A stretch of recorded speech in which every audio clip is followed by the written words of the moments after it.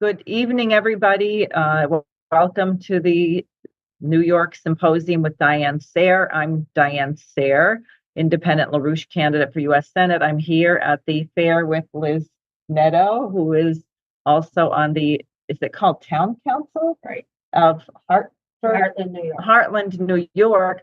She will have some things to say, but I'm going to mute my video because our signal is poor. So I just wanted you to get to see us, and we're going to go ahead without the video. Just strategically, let me say that we are in greater and greater danger by the day. And I think we have to, and I mean war and perhaps all kinds of other things, mainly driven by a blowout of the transatlantic financial system. But the driver of the war is that the transatlantic British liberal free trade system is totally and thoroughly bankrupt, and an entirely new order is coming into being, led by China, Russia, Brazil, South Africa. And if the founding fathers were here, particularly Alexander Hamilton, Ben Franklin, John Quincy Adams, they would recognize in what the nations of the global South are doing to build infrastructure, to raise the standard of living of their populations, as what came to be known as the American system.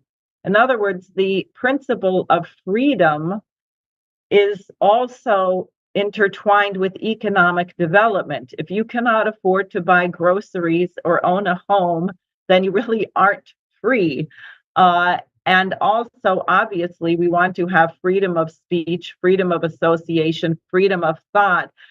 These freedoms are all very much under attack in the United States. In fact, we're about to have a Democratic Party nominee for president, Kamala Harris, who nobody even voted for. She was not on the primary ballot, but somehow she's going to be the presidential candidate without any discussion or opportunity for people to address it.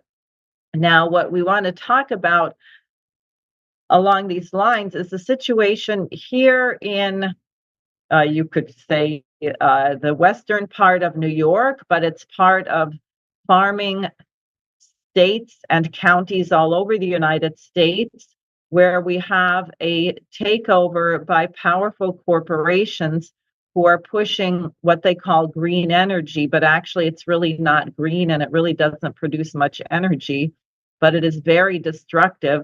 And I wanted Liz to just tell you a little bit about what's going on here, and then we're going to hear from the LaRouche Associate Farm Leader, Bob Baker, who's joining us from Virginia. But Liz, go ahead. And Liz has her grandson in tow, so he may have a couple comments while we're at it as well. Come real close. Good afternoon. I'm Elizabeth Neto. I ran for a board seat in the town of Heartland, along with Supervisor Margaret Zeffo and another board member, Sean Well.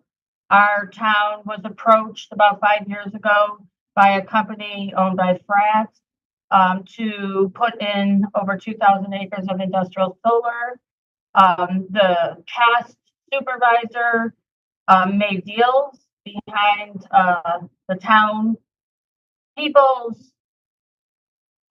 We knew nothing about it. So after fighting with the board to try to save farmland, we ran and won. So now we are working to come up. We just came up with a new comprehensive plan that doesn't allow industrial solar on farmland. And now we are rewriting our zoning laws, which the current administration fixed all the zoning laws to accommodate. The country is owned by France. They are given about 80 to 90% subsidy by the state of New York because we have power lines in our area. And at first, New York State said not on prime farmland. They have since changed it where they get a little less subsidy if it is on prime farmland. This project is over 50% prime farmland. We also have a great freshwater source. And we have great farmland here, and we're trying to save it for the next generation. So we're working within whatever means we can figure out to try to fight the state of New York. Now, are you affected? Because I understand they passed a law to override, I guess, county zoning laws, but does that apply to town zoning laws as well? Well, actually, the Constitution of New York State means we have home rule. New York State has basically taken that away, which we challenge them to rewrite the Constitution before they make unconstitutional laws to take away our right to control what happens in our town. Because we feel like they're overstepping their boundaries by telling us what to do.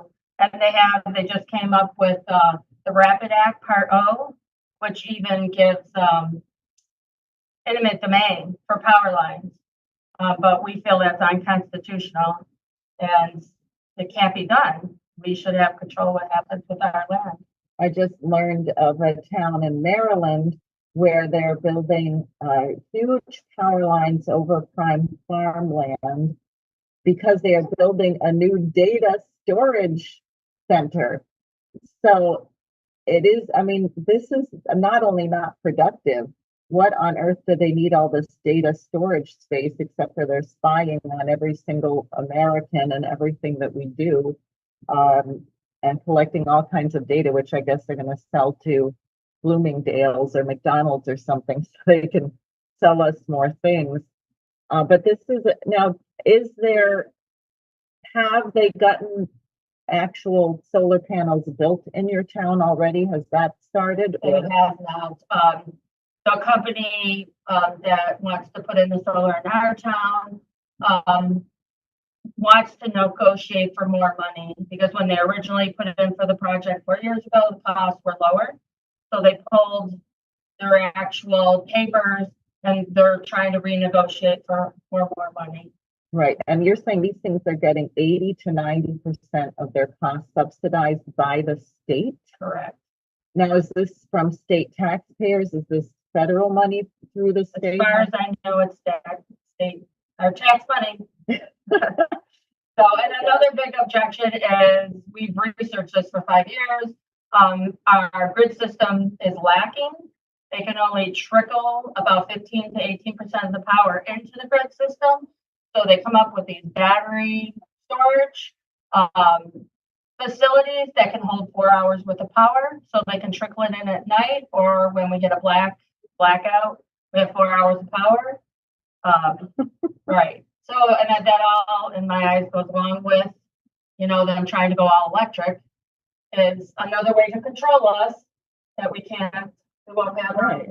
And we're not going to even have enough electricity. I mean, that's what it sounds like. They think they're going to put in smart meters and this and that, but no one will have electricity anyway because there won't be enough. The grid system needs repairs, just like in New York State. Many people don't even have public water. They're still living off wells that go dry. And putting in these industrial solar fields do mess with the water tables. And you mean they dry them up? They have up in New York. There was someone who farmed 150 years. They put up one across the street. Their wells went dry. First time in 150 years. Wow, so that's really important. Right. We need our water and we need our land to grow our food, which I want my food from the good USA, right? And a farm, and not from the egg carton. You should tell them that story. Well, I've had a farm for 20-something years, and I had a school out and showed them where the eggs come from a chicken, and the little boy just said eggs. His eggs don't come from a chicken, they come from a carton. Great. Well, thanks very much. You can hang around, and I think this may give Bob some ideas and some thoughts about what is happening with farming and what's happening with food production in the country. So, Bob Baker, please, why don't you go ahead? Yeah, well, this is definitely an interesting discussion because we're talking about food, and however you want to evaluate the economy or the financial condition of a society, the food becomes the foundation stone because it's what we need 3 times a day at least. And with your young person there, that's a very important item. So one of the things I want to just start out with is give maybe people a little sense of what is happening with the U.S. agricultural situation, because I know up in New York they have a lot of orchards and dairies and livestock of all kind, but we also got increased expenses, and the cost of living is going through the roof. So if you like put up that first graphic, I'm just going to go through and just lay something on everybody, and because most people don't know this, but this is what you call a rapid decline in farm level income. And so here we have dairy farms. This is from the USDA. Actually, this is from the Agricultural Senate Ag Committee. And they lay out that between 2022 and 2023, dairy farms lost 81% income. Poultry farms lost 43%. Hog farms lost 39%. Other livestock farms, you see what the trend is. Cotton, all farms, 20%. You look at the corn, the soybeans, 19% loss, wheat farms, etc. Go to the next one, the next slide. And what you see here is the negative profits for hog farmers in the United States. And this is 2023 to projected into 2025. And you see it's negative, negative, negative. And this is projected to be the worst economic environment for hog farmers in more than 20 years.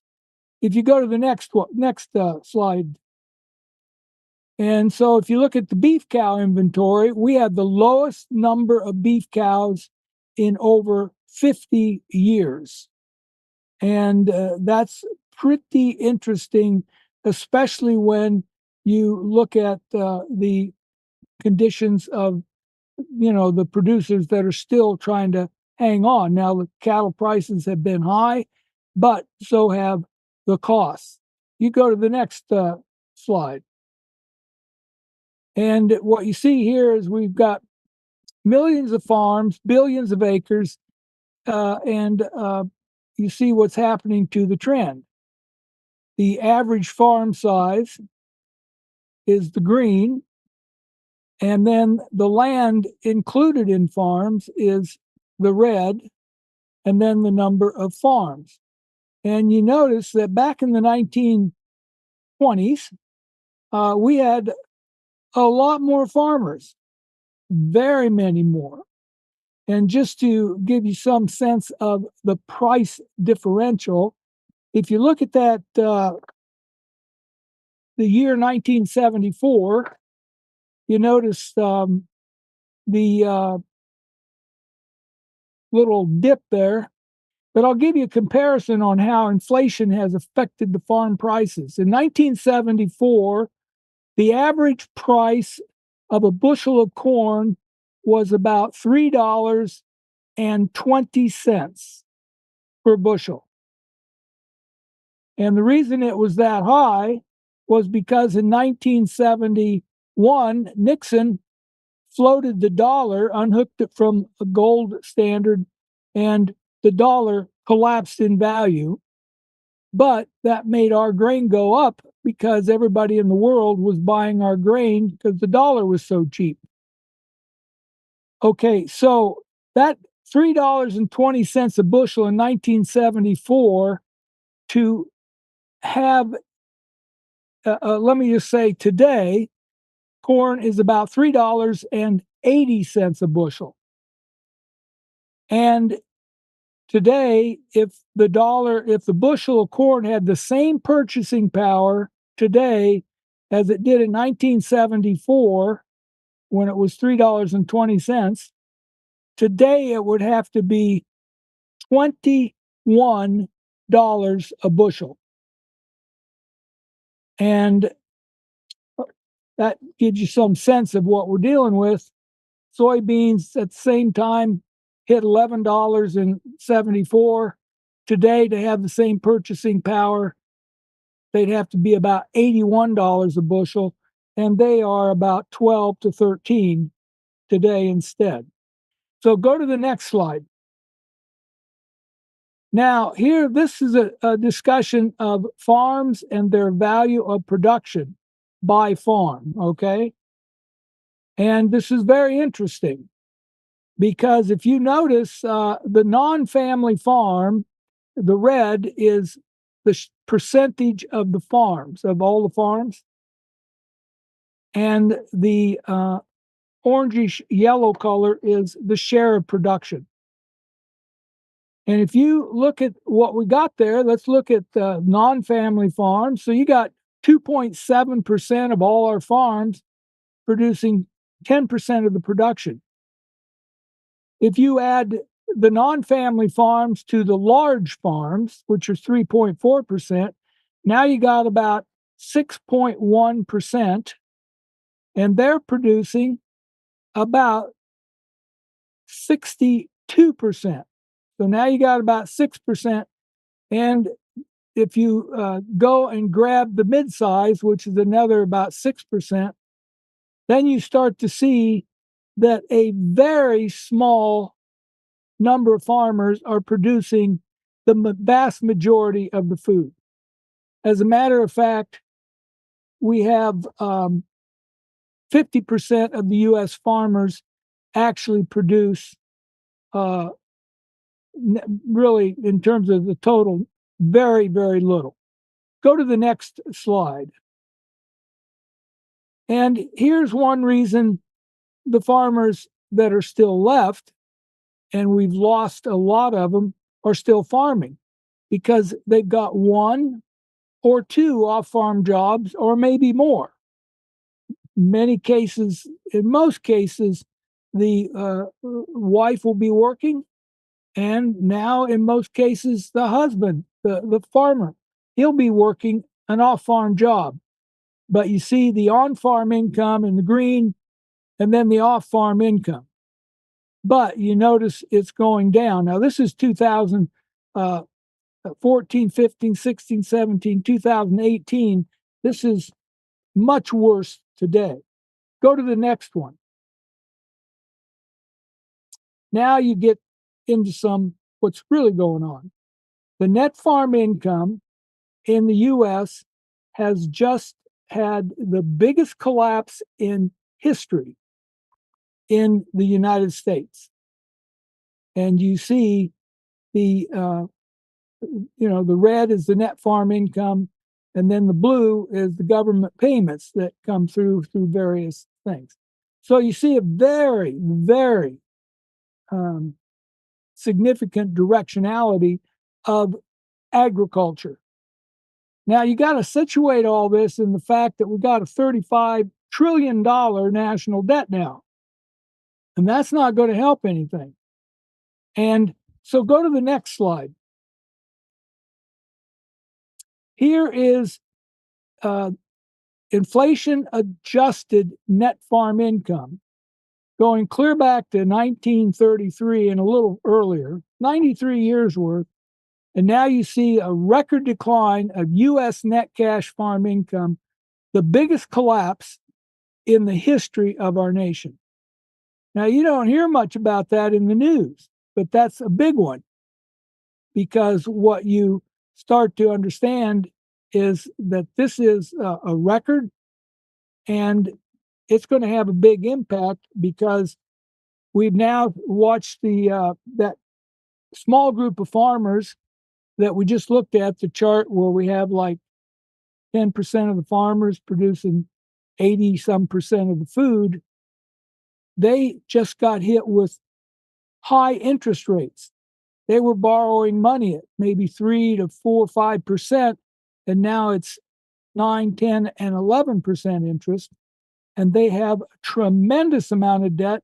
And the reason is because their income is not enough to cover the rapidly increased inflationary expenses of fertilizer, seed corn, the various types of chemicals that are used. Now, let's go to the next one. Here again, you see the net cash income and you see the collapse. Let's go to the next one. Now, this is the last one, but if you look at that, people know we've had a big drought throughout the plain states. And we've that drought has increased the reduction of the cattle herd, the meat, and it's also increased the collapse of the farm and ranch population.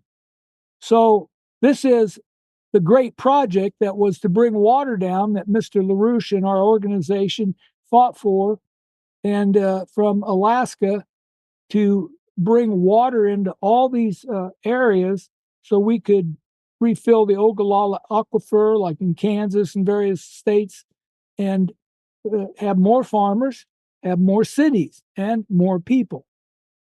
Now, I want to maybe just stop there, and I'll just leave that for where it's at right now. Thanks a lot. So Liz had to go take care of her grandson and various other things. But I just wanted to sort of pull together it seems like the agriculture is under assault from every direction. You know, in the state of New York, we are losing apparently, or at least I'll say in the last 5 years, from 2018 to 2023, the state of New York lost over 3,000 farms. And apparently the state of New York has an unusually high proportion of farms which are family owned, unlike places in the Midwest where they have a lot more things like whatever giant mega corporations owning our farms.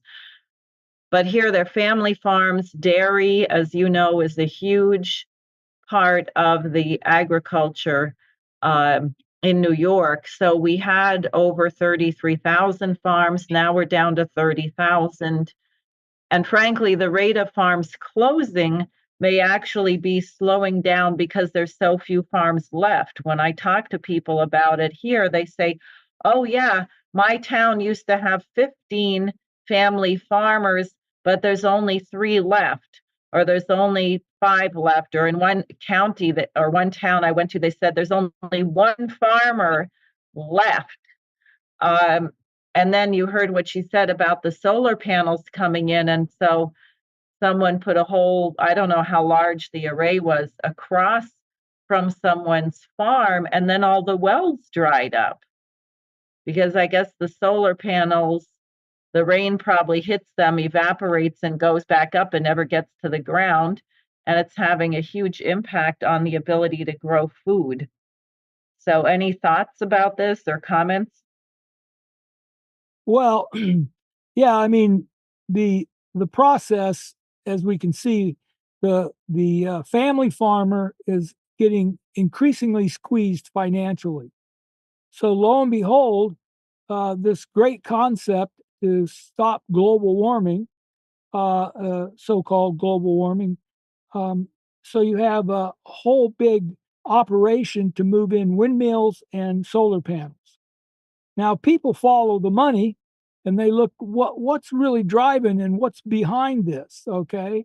And what you see all kinds of big money corporations with international money coming in, and they're working out deals to lease land and get right-of-ways on farmland to put up windmills and solar panels, and then pay the farmer so much per acre to let them do that, and maybe sign multiple year leases, maybe 20, 15 years. But the thing is people don't realize what we should have is nuclear power. We should have fission and fusion and that kind of thing. because that would be much cheaper than any of the solar and windmills. But people don't realize the methods of the old political forces that we fought a revolution to get rid of, the ones we fought a civil war to get rid of. And these are the old companies like the British East India, the Dutch East India Company. And people don't realize they went around the world and took control of the natural resources and worked it out in situations so the people became low-wage people working on them.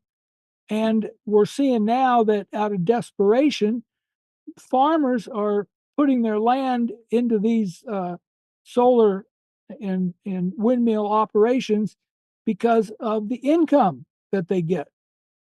Now, we don't know what's going to come down the road when these things start to wear out and fall apart, because there's a lot of very dangerous oil and different things in those motors and the windmills.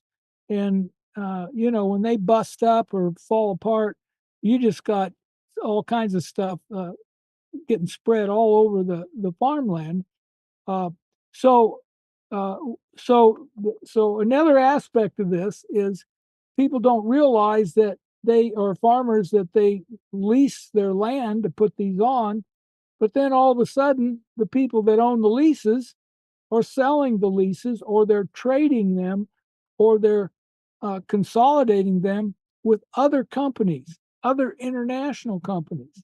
So now you've got all kinds of situations where international financiers are buying and selling the land rights of a family farm all over the nation in many different ways. And that's just one with the windmills and the solar panels. Right. Yeah, this is clearly, I know I had a guest on a couple of years ago, Bonnie Brady, who is the head of the Long Island Fishermen's Association.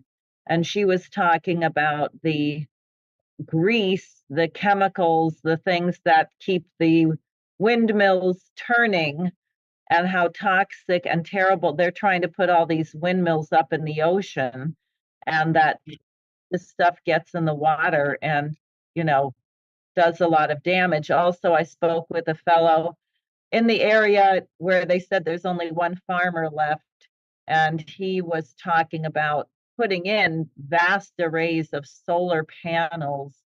He said one of these huge, I don't know how many acres it was, arrays of solar panels literally stopped working after 1 year.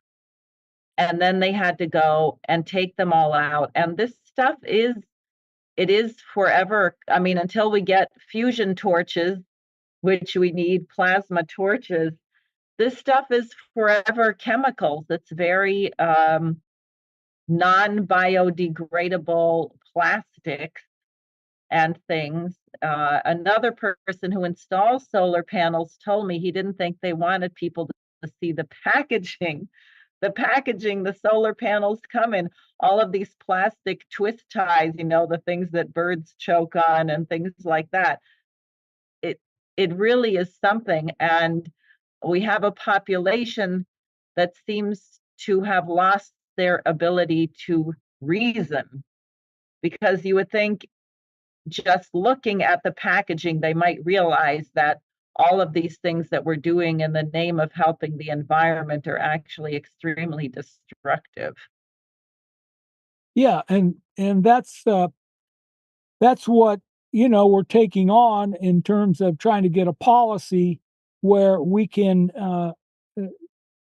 get control over tremendous amounts internationally of financial money and financial groups that they only want to do one thing, is make money. And money is not the economy. The physical production is the economy. The land, the skill level of a human being to be able to take the machinery and work the land to grow abundant crops. That is the economy. And what we've seen now is as the consolidation gets bigger and bigger, well, you haven't seen the price of food come down in the grocery store, and the cost of production has not come down at all. And so, where is the whole so-called efficiency of scale in terms of getting larger and larger? It's it's a process that's forced because the money boys are just printing money like it's going crazy, and it's becoming worthless. So that's where the what Lyndon LaRouche is focused on in terms of making the financial system a servant to the physical production. Now you see behind me there, you see that farm. It's got all kinds of beautiful contoured farms or land that to help the erosion, and yet you see multiple crops being grown there, so they can rotate the crops, which helps the soil, and that soil is just full of trillions and trillions of organisms that are constantly um, uh, decomposing nutrients for plant life. Now, if that is, farmers can work that and make it very productive. You see in the background, you see a what used to be considered a family farm. It's a guy's got 2 silos. You can see his barn. He's got a nice little pond there. And the thing is that was somebody that probably could milk, some cows and different things and raise his family on that income. But you can't do that today. I would speculate that that particular setup doesn't even have livestock on it, because you can drive around all kinds of places and you'll see buildings and silos, and you find out there's nothing in them because they can't get it. Now, one thing I wanted to, keep people focused on is we need more family farms. And, most of the people that farm today call themselves a family farm. But let me give you the definition of a farm for the United States Department of Agriculture. A farm is any piece of land that has the potential to produce $1,000 worth of agricultural products. Just the potential. That doesn't mean they have to produce anything, but they could still call it a farm. Now, you see a lot of that involved with, people get acreages and they rent the land out, because if you rent it out to a farmer, now it's a farm. It's not commercial. And the tax rate is unbelievably less. But you see, that is a whole aspect of how the system is getting all mixed up. So the priority is not producing food. The priority is controlling who produces the food and the entities. So now we got monopolies. We got monopolies in the pork industry. That means for operations, any group that in which 4 entities can control over 40% of that area, that's considered a monopoly. Well, when we get into cattle packing, we got 4 companies that control 85% of all the cattle processing. Wow, what are they? Can you say which they are? Yeah, you have a company called Tyson's. Right. People know that one. You have one called JBS, and it's a company out of Brazil. You have another company called Morford. It's also a company out of Brazil. You Wow. have you have companies here like Cargill, a big meat packing company, but also grain and that kind of thing. And you can, many people have heard of Smithfield Farms. They're probably the biggest pork producer and processor in the nation, and they're always referred to as being owned by the Chinese, and most of it is. It's owned by a company called WH Inc. And WH Inc. is in Shanghai, and it's the biggest pork producing company in the world. And if you look into the shareholders of it, you will find that two of the biggest shareholders of that Chinese company are Goldman Sachs out of New York and the California Teachers Pension Fund. No. And so the question is, what are we really up against? Because this isn't a battle with the farmers against the elements. This is an operation to deliberately control everything about food production in order to reduce food production so we reduce the population.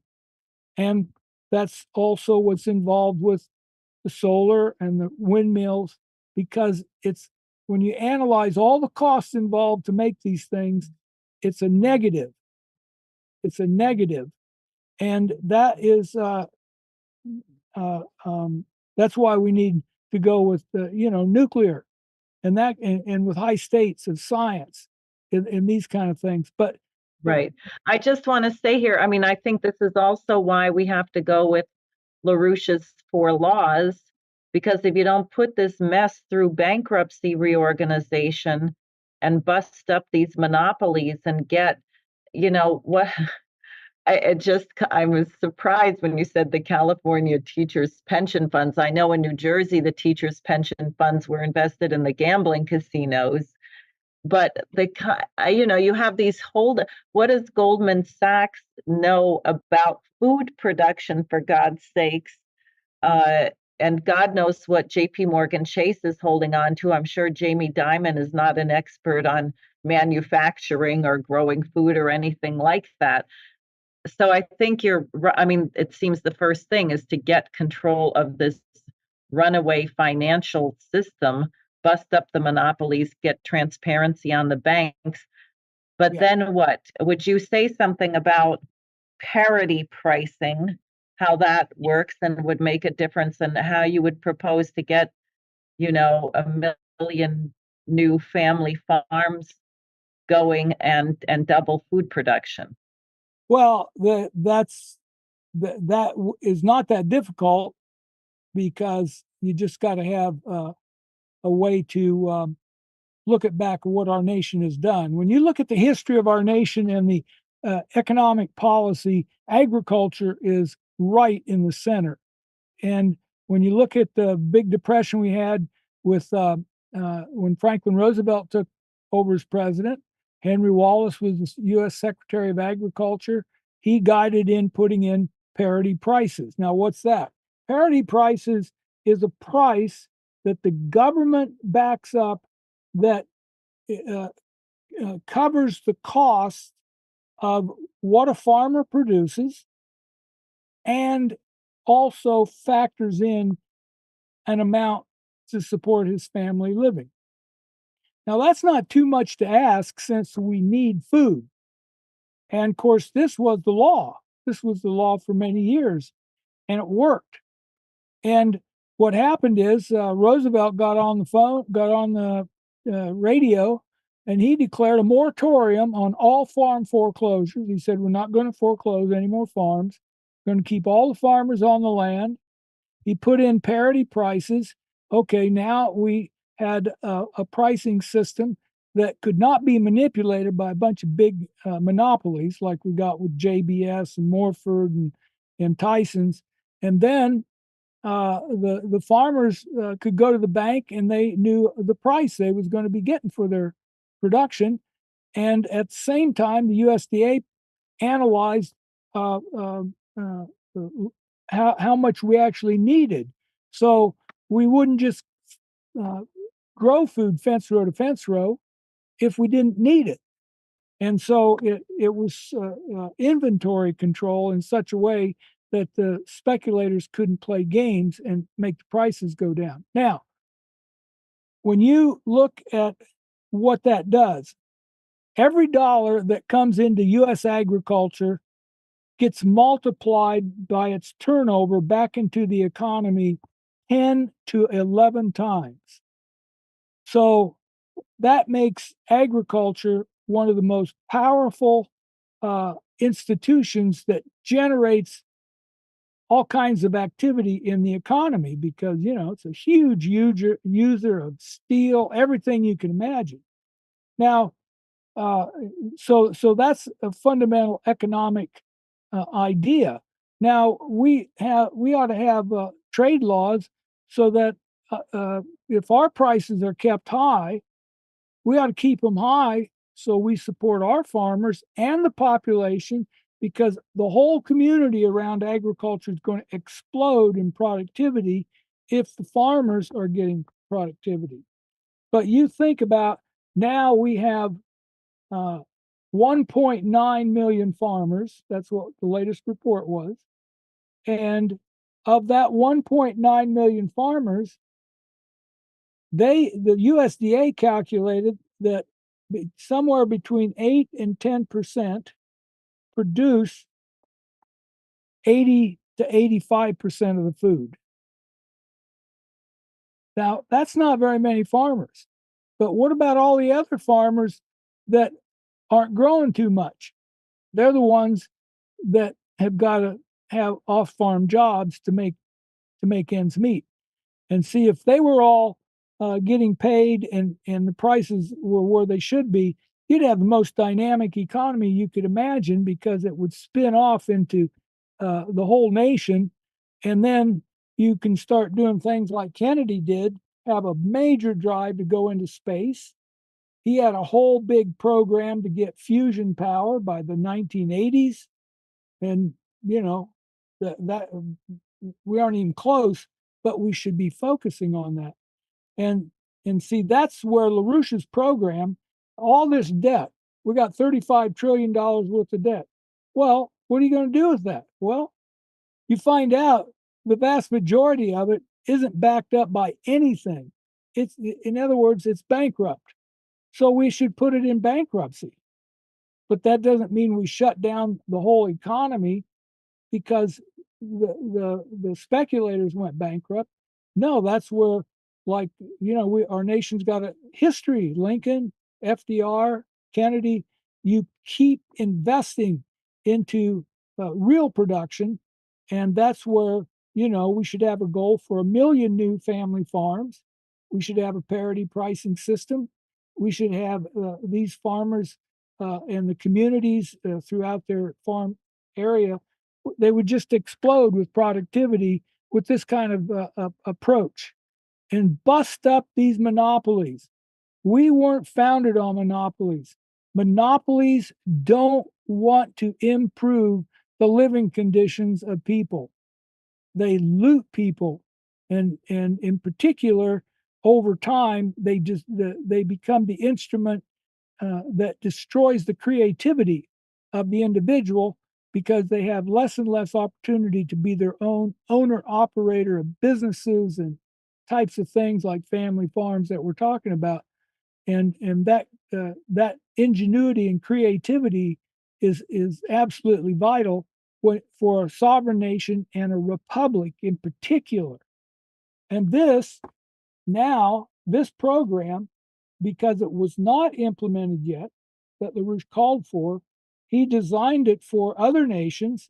And now we see half the world's population is coming together around a program that LaRouche designed to put together a financial system that was going to be the servant to the people to increase their infrastructure, their roads and bridges, and the kinds of things they need to support their communities.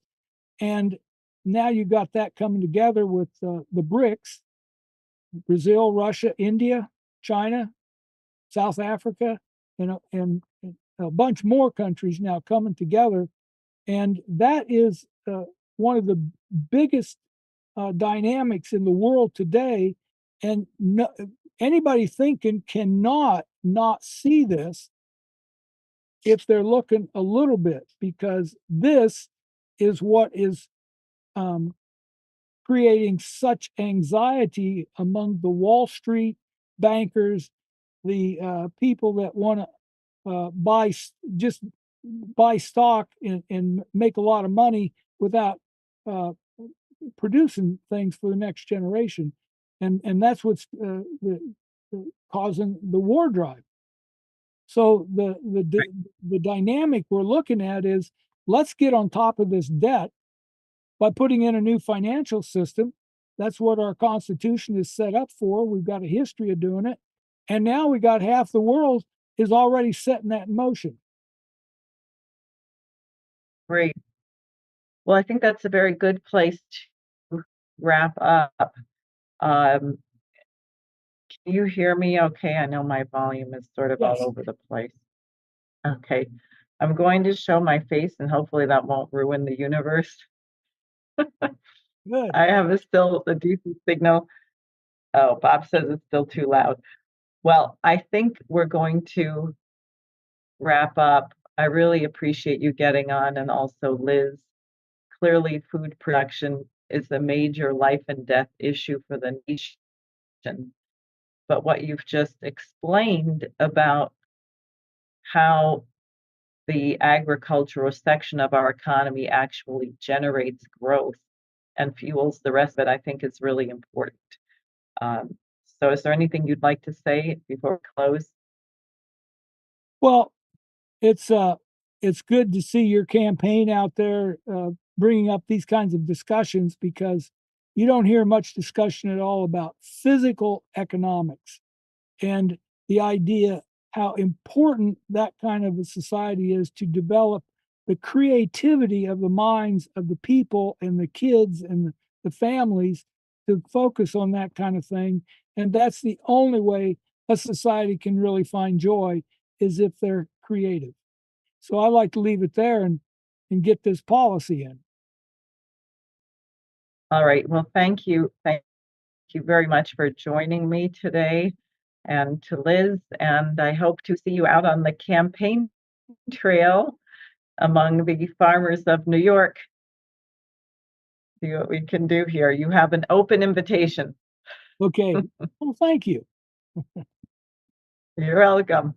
All right, everybody. So we will see you next week, presuming that we haven't all annihilated ourselves with an insane escalation of this war drive. Please get on your congressman's case and tell them we should, under no circumstances, have a war with Iran. We need a ceasefire immediately, and we should stop sending weapons to Ukraine. No more weapons to Ukraine, Israel, Taiwan, or anywhere else. Let's arm the farmers. Right. Thanks, Diane. Good night.